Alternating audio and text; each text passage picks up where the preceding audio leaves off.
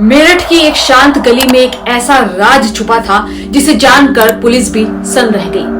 बंद दरवाजों के पीछे एक खून हो चुका था, लेकिन किसी को भनक तक नहीं लगी। एक आदमी गायब था, उसकी पत्नी अजीब बर्ताव कर रही थी और मोबाइल पर आने वाले हर मैसेज को छुपाने की कोशिश कर रही थी। लेकिन सच्चाई इतनी डरावनी होगी ये किसी ने नहीं सोचा था। जब पुलिस ने एक बड़ा प्लास्टिक ड्रम खोला तो अंदर से सड़ा गला मांस और हड्डियों के टुकड़े मिले। सीमेंट के अंदर जो लाश दफन थी वो मर्चेंट नेवी के पूर्व अधिकारी सौरभ राजपूत की थी। लेकिन कातिल कौन था और क्यों उन्हें इतनी बेरहमी से मारा गया? जांच आगे बढ़ी तो एक प्रेम कहानी, एक खौफनाक साजिश और एक खून की कहानी सामने आई जिसने पूरे शहर को हिलाकर रख दिया। कैसे पत्नी ही निकली पति की कातिल, कैसे प्रेमी बना इस खूनी खेल का खिलाड़ी, और सबसे बड़ा सवाल यह कत्ल इतनी चालाकी से प्लान किया गया था, फिर आखिर पुलिस तक सुराग कैसे पहुंचा? ये कहानी सिर्फ एक खून की नहीं बल्कि विश्वासघात, लालच और खौफ के ऐसे खेल की है जिसने प्यार और वफादारी के मायने ही बदल दिए।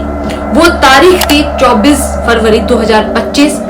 सौरभ राजपूत अपनी बेटी के जन्मदिन के लिए लंदन से मेरठ लौटे, लेकिन उन्हें क्या पता था कि जिस पत्नी और परिवार के पास वो लौट रहे हैं वही उनकी मौत की स्क्रिप्ट लिख चुके हैं। मुस्कान और साहिल ने मिलकर पहले उन्हें नींद की गोलियां दी, फिर जब वो बेहोश हो गए तो चाकू से उनका गला रेत दिया।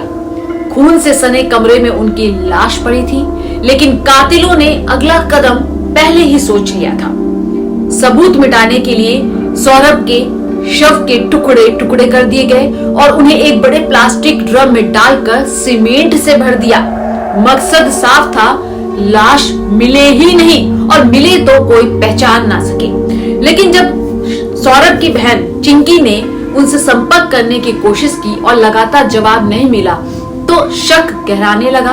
हत्या के बाद मुस्कान ने सौरभ के मोबाइल से उनकी बहन को मैसेज किया ताकि यह दिखाया जा सके कि सौरभ अभी जिंदा है और कहीं बाहर गए हैं। लेकिन कहते हैं कत्ल छुपाने वाले अक्सर एक गलती कर बैठते हैं। यही हुआ। मैसेज भेजे जा रहे थे लेकिन कॉल कोई नहीं उठा रहा था। जब पुलिस ने जांच शुरू की तो सच सामने आते देर नहीं लगी। मुस्कान, जो कि सौरभ की पत्नी, और साहिल, मुस्कान का बॉयफ्रेंड, गिरफ्तार कर लिए गए और जब उन्हें कोर्ट में पेश किया गया तो गुस्से में भड़के वकीलों ने दोनों की जमकर धुनाई कर दी। हंगामा इतना बढ़ गया कि पुलिस को उन्हें किसी तरह वहां से सुरक्षित निकालना पड़ा। जब सौरभ की लाश टुकड़ों में घर पहुंची तो उसकी मां और बहन ने उसे अंतिम बार देखने की गुहार लगाई, लेकिन शव की हालत इतनी खराब थी कि यह संभव नहीं हो सका। पूरा परिवार सदमे में था। जिस पत्नी को सौरभ ने प्यार दिया उसने ही उन्हें मौत दी। क्या प्यार में वफादारी सिर्फ एक नाम बनकर रह गई है? क्या अब रिश्ते सिर्फ हवस और लालच की बलि चढ़ते रहेंगे?